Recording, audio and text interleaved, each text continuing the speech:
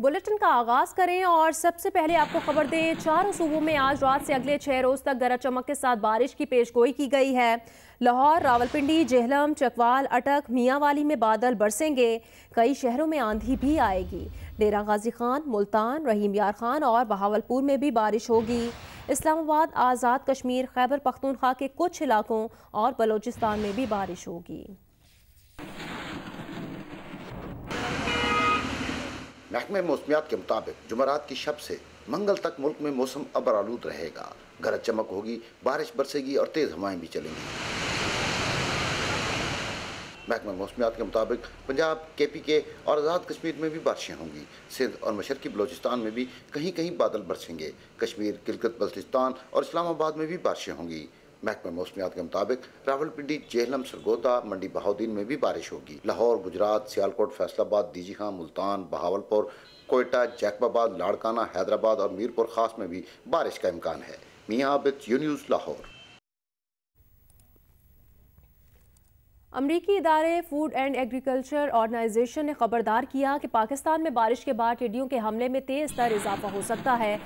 Sindh आबादगार board के रहनुमा महमूद नवाज शाह का कहना है, मकामी तखमीने के मुताबिक 50% फसल मुतासिर और 1000 अरब रुपए से जायद का नुकसान हो सकता है। इसके अलावा मुल्क में शदीद ग़िज़ाई किल्लत का भी खदशा है। विफाक और सूबों में टिड्डियों के मामले पर कोई राब्ता नजर नहीं आता। टिड्डियों को मॉनसून में कंट्रोल नहीं किया गया तो फिर ये फील्ड में कंट्रोल नहीं हो सकेंगी। टिड्डी दल के हमलों से परेशान किसानों के लिए पाकिस्तान में बारिशों की पेशगोई ने खतरे की नई घंटी बजा दी। अमरीकी इदारे फूड एंड एग्रीकल्चर ऑर्गेनाइजेशन ने खबरदार किया है कि बारिशों के बाद टिड्डी दल में तेज तर इजाफे का खदशा है। रिपोर्ट में कहा गया है कि तेज बारिश टिड्डियों की अफजाइश के लिए साजगार माहौल पैदा करती है। नर्म जमीन पर टिड्डियां 1 स्क्वायर मीटर में 1000 अंडे दे सकती है, जबकि एक टिड्डा यौमिया 2 ग्राम खुराक खा सकता है। रिपोर्ट में बताया गया है कि दरमियाने दर्जे का एक गौल यौमिया 35,000 अफराद की खुराक चट कर सकता है, जबकि करोड़ों टिड्डियों का गौल हवा के रुख पर यौमिया 150 किलोमीटर सफर तय कर सकता है। फूड एग्रीकल्चर ऑर्गेनाइजेशन ने हुकूमत पाकिस्तान पर जोर दिया कि मूसलाधार बारिश के बाद सर्वे और एक्शन प्लान पर फौरी अमल करें। आबादगार बोर्ड सिंध के रहनुमा महमूद नवाज शाह ने खदशा जाहिर किया कि टिड्डी दल से 40 से 50% तक फसलें मुतासिर और 1000 अरब से जायद का नुकसान हो सकता है। उन्होंने खबरदार किया कि टिड्डी दल को मानसून में कंट्रोल ना किया गया तो उन्हें फील्ड में कंट्रोल करना मुमकिन नहीं होगा और मुल्क में ग़िज़ाई किल्लत पैदा हो सकती है। बैनुल-अक़वामी रिपोर्ट्स इसमें आ चुकी हैं कि अगर ये बारिशें पड़ेंगी तो पाकिस्तान का 38% इलाका ऐसा है जहाँ पे लोकस मल्टीप्लाई कर सकते हैं और अगले आने वाले 6 से 8 महीने में 500 अरब रुपए तक का ये नुकसान कर सकते हैं और रबी की फसल का 25% तक नुकसान कर सकते हैं। हमारा तखमीना है कि इनकी जो कैपेबिलिटी है वो 40 से 50% तक नुकसान हमारा कर सकते हैं, जो कि 1000 अरब से ज्यादा का होगा और फूड सिक्योरिटी के इश्यूज क्रिएट होने का मसला क्रिएट हो सकता है। 12-13 महीनों में हमारी नजर में जिस तरह के इक़दाम उठाने चाहिए थे वो हमने नहीं की। अगर हम सूबे में बात करें तो वो वफाक के ऊपर लगाते हैं, वफाक सूबे के ऊपर लगाता है, तो कोई कोऑर्डिनेटेड एफर्ट नजर नहीं आता, जिसकी वजह से जो इंक्रीज है वो बहुत ज्यादा बढ़ती जा रही है। जब तक एक कंप्लीट स्ट्रेटेजी और प्लान नहीं बनेगा और उसको मॉनसून में अगर नहीं कंट्रोल किया गया तो फिर ये फील्ड्स में कंट्रोल होने वाली नहीं है। पाकिस्तान ने भारत में बाबरी मस्जिद के मकाम पर मंदिर की तामीर के आगाज़ की शदीद मजम्मत करते हुए कहा कि दुनिया कोरोना वबा का मुकाबला कर रही है और भारत हिंदुत्व एजेंडे पर अमल पैरा है। भारतीय अक़लियतों को मजहबी आज़ादी ना मिलना भारतीय सेकुलरिज्म का झूठा दावा बेनकाब करता है। तर्जुमान दफ्तर ख़ारजा ने अपने बयान में कहा कि 26 मई को बाबरी मस्जिद की जगह पर मंदिर की तामीर के आगाज़ की पाकिस्तानी हुकूमत और अवाम सख्त मजम्मत करते हैं। मंदिर की तामीर 9 नवंबर 2019 के भारतीय सुप्रीम कोर्ट के फैसले के सिलसिले की कड़ी है। भारतीय सुप्रीम कोर्ट का फैसला इंसाफ के तकाजे पूरे करने में नाकाम रहा। भारतीय अक़लियतों को मजहबी आज़ादी ना मिलना भारतीय सेकुलरिज्म के झूठे दावे को बेनकाब करता है।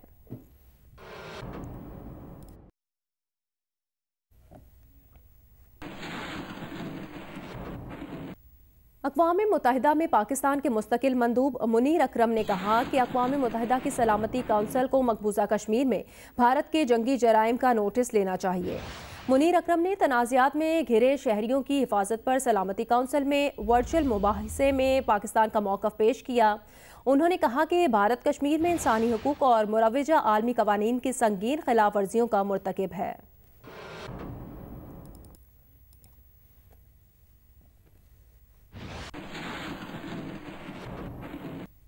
पाकिस्तान ने कंट्रोल लाइन के करीब रकचकरी सेक्टर में भारत का जासूस ड्रोन मार गिराया। DGISPR के मुताबिक भारतीय जासूस ड्रोन 650 मीटर तक अंदर आया था। भारत दहशतगर्दी को बढ़ावा दे रहा है।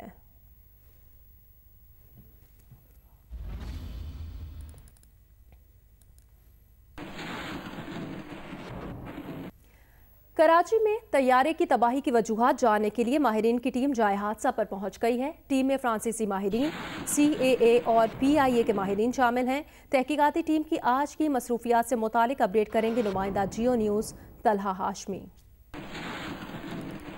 PIA एयर क्रैश की तहकीकात जारी हैं और आज फ्रांसीसी माहिरीन की खुसूसी टीम एक बार फिर आई है। गुज़िश्ता रोज़ भी उसने विज़िट किया था। फ्रांसीसी माहिरीन जो एयरबस की खुसूसी टीम है गुज़िश्ता रोज़ पहुंची थी फ्रांस से। गुज़िश्ता रोज़ भी उसने विज़िट किया था, आज भी विज़िट किया और उसके साथ आज PIA के टेक्निकल माहिरीन है, इसके अलावा सिविल एविएशन के माहिरीन भी शामिल हैं। इसमें जो ज़राए हैं वो ये बताते हैं कि जदीद तकनीकी आलात की मदद से इस तहकीकात को आगे बढ़ाया जा रहा है। इसके अलावा जो कॉकपिट वॉइस रिकॉर्डर है उसकी तलाश भी की जाएगी। इसके अलावा जो वॉइस रिकॉर्डर है उसको ढूंढा जाएगा। इमारतों की खुसूसी इंस्पेक्शन का जो टास्क है वो भी तहकीकाती टीम करेगी। इसके अलावा जो कॉकपिट वॉइस रिकॉर्डर की तलाश के लिए PIA इंजीनियरिंग के जो माहिरीन हैं उनकी खिदमत हासिल की गई है। टेक्निकल ग्राउंड सपोर्ट और सिविल एविएशन के जो विजिलेंस है उनकी खिदमत भी हासिल की जाएगी। जो एयरबस की टीम है वो जहाज़ गिरने के मकाम से लेकर रनवे तक तहकीकात को जारी रखेगी। इसके अलावा जो जाए वक़ूअ से एयरपोर्ट मुंतकिल किए गए मलबे से मज़ीद जो शवाहिद हैं वो इकट्ठे किए जाएंगे। आज दोपहर को जो तहकीकाती टीम है वो कंट्रोल टावर, अप्रोच और रडार कंट्रोलर का भी दौरा करेगी। इसके अलावा civil aviation headquarter PIA head office में भी गैर मुल्की माहिरीन को ब्रीफिंग दी जाएगी। जब ये टीम यहाँ पे पहुंची थी तो पुलिस और रेंजर्स की सिक्योरिटी में स्कॉट करके उसको यहाँ पे लाया गया था। खुसूसी तौर पर सिक्योरिटी इसको फराहम की गई थी। इनकी जो आइडेंटिटी है उसको शो नहीं किया गया। तैयारा हादसे में शहीद सीनियर ब्यूरोक्रेट खालिद शेरदिल को उनके आबाई कब्रिस्तान बहार शाह में सपुर्द खाक कर दिया गया है। उनकी नमाज जनाजा लाहौर में अदा की गई। 21वें ग्रेड के सीनियर ब्यूरोक्रेट खालिद शेरदिल की मैयत गुज़श्ता रोज़ कराची से इस्लामाबाद और वहां से बजरिया सड़क लाहौर लाई गई। मैयत GOR में वाक़ उनकी सरकारी रिहाइशगाह लाई गई। नमाज जनाजा GOR के सिविल ऑफिसर्स मैस में अदा की गई, जिसमें सूबाई वज़ीर कानून राजा बशारत और वज़ीर सनत मियां असलम इकबाल समेत सियासी समाजी शख्सियात और अफसरान की बड़ी तादाद शरीक थी।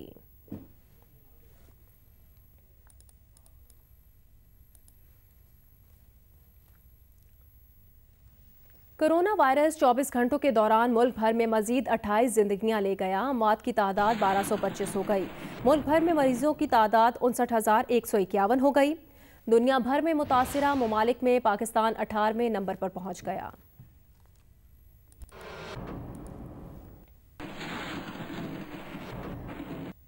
कराची में लॉकडाउन में नरमी के बायस कोरोना केस बढ़ गए। शहर के निजी और सरकारी अस्पतालों के कोरोना वार्ड मुकम्मल भर गए।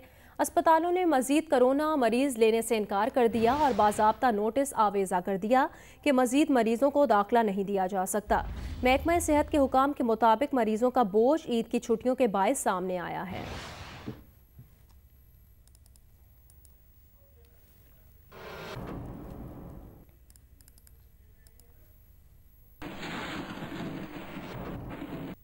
मक्का मुकरमा शहर में कर्फ्यू औकात में नरमी का ऐलान कर दिया गया। कर्फ्यू में नरमी का पहला मरहला 31 मई और दूसरा मरहला 21 जून से शुरू होगा।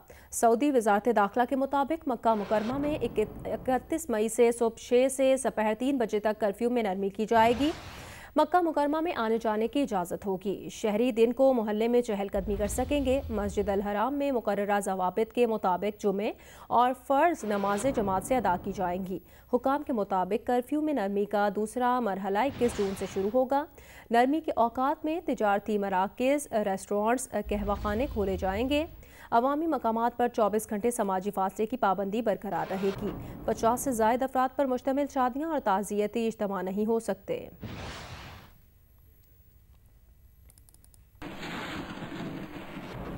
लाहौर डिफेंस में मॉडल उस्मा खान पर तशद्दुद का मुकदमा 3 खवातीन समेत 15 नामालूम अफराद के खिलाफ दर्ज कर लिया गया। मुकदमा उस्मा खान की रिपोर्ट पर दर्ज किया गया। DIG ऑपरेशंस राय बाबर सईद का कहना है वाक़े का मुकदमा दर्ज हो गया है, तफ्तीश मेरिट पर होगी। FIR के मुताबिक मॉडल उस्मा खान ने पुलिस को बताया कि वो 2 बहनें इतकाफ से उठी थीं। हमलावर घर का दरवाज़ा तोड़कर दाखिल हुए। हमलावर खातून ने उनकी बहन को सर पर बोतल मारकर जख्मी किया। हमलावर खवातीन और उनके गार्ड्स ने घर में तोड़फोड़ की और उन्हें जान से मारने की धमकियां भी दी। हमलावर 2 मोबाइल फ़ोन, सोने की अंगूठियां, 50 लाख मालियत का सामान भी ले गए। मुकदमे में ज़बरदस्ती घर में घुसने, जान से मारने की धमकियों, तोड़फोड़, गहरे जख्मों की दफात भी शामिल की गई हैं। पुलिस के मुताबिक दफ़ा 452 और 337 F2 नाकाबिले ज़मानत हैं।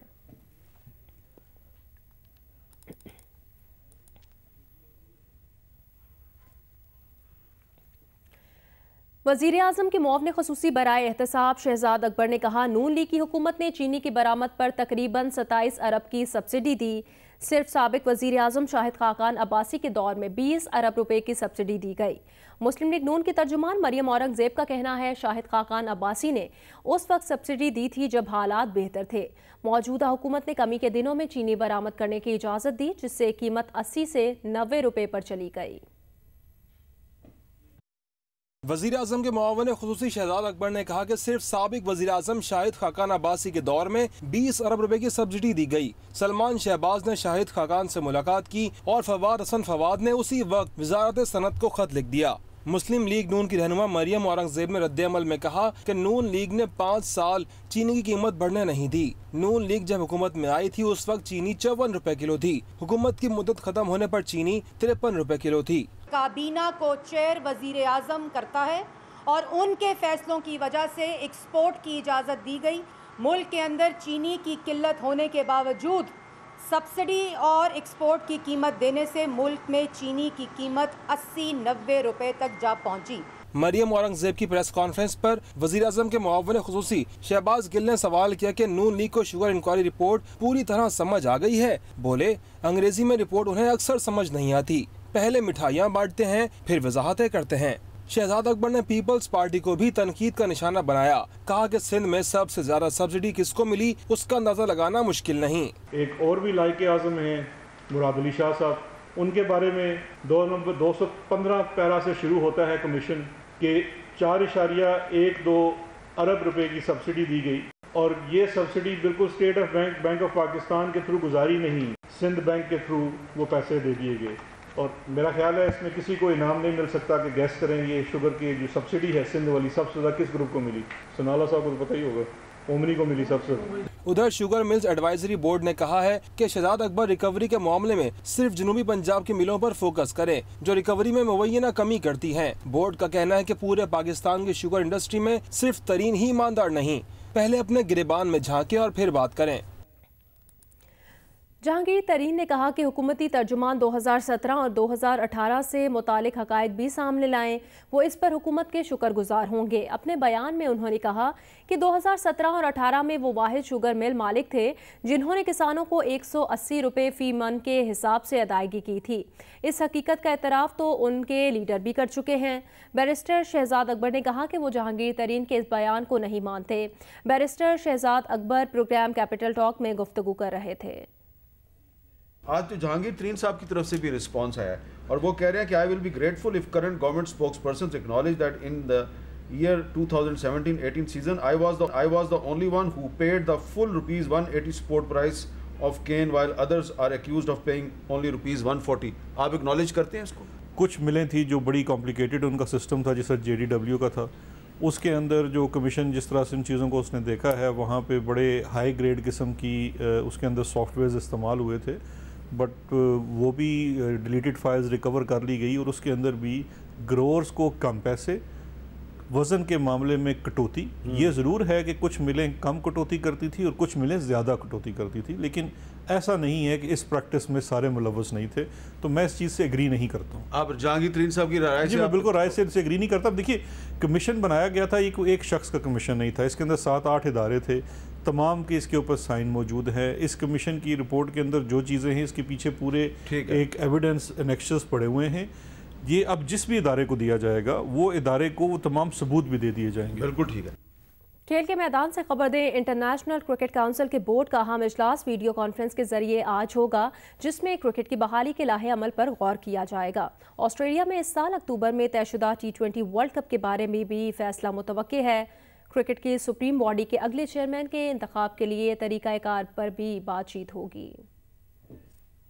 ICC T20 वर्ल्ड कप 18 अक्टूबर से 15 नवंबर तक शेड्यूल्ड है। जराये के मुताबिक कोरोना के बाद ऑस्ट्रेलिया में 16 टीमों को लाना और करंटीना में रखना बड़ा चैलेंज है। क्रिकेट ऑस्ट्रेलिया वर्ल्ड कप के हवाले से वाज़ेह प्लान देगा। साबिक और मौजूदा क्रिकेटर्स T20 वर्ल्ड कप अगले साल फरवरी-मार्च या 2022 तक मुलतवी होने की पेशगोई कर चुके हैं। भारतीय बोर्ड की ख्वाहिश है कि वर्ल्ड कप मुलतवी हो और लीग का इनेकाद किया जा सके। भारतीय बोर्ड 25 सितंबर से 1 नवंबर तक लीग कराने का इरादा रखता है। ICC के इजलास में अगले चेयरमैन के इंतखाब के तरीक़ाकार पर भी बातचीत होगी।